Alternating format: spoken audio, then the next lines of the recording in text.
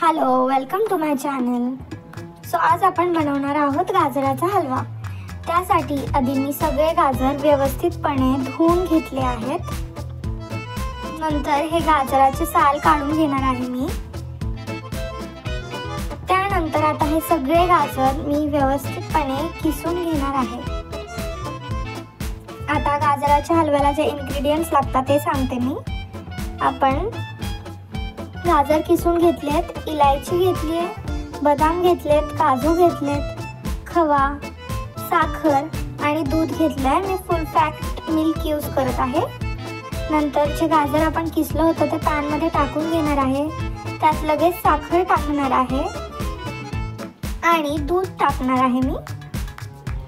नंतर त्यामध्ये खवा टाकायचा आहे आपल्याला लगेचच आणि हे सगळं मिक्सचर आपण व्यवस्थितपणे मिक्स करून घेणार आहोत.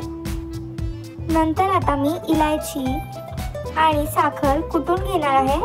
ह्यामुळे आपल्या गाजराच्या हलव्याला खूप छान टेस्ट येते. आणि हे इलायची साखर कुटून ही देखील मी टाकणार आहे आपल्या गाजराच्या हलव्यामध्ये. नंतर पुन्हा एकदा ह्याला छान मिक्स करायचं आहे आणि हे दूध आटूसपर्यंत आपल्याला गाजराचा हलवा शिजवून घ्यायचा आहे बारीक गॅसवर. आणि वरतून ड्रायफ्रूट्स टाकायचे आहेत. दूध सगळं आटवायचं आहे आपल्याला आणि आता आपला गाजराचा हलवा रेडी आहे. Thank you for watching.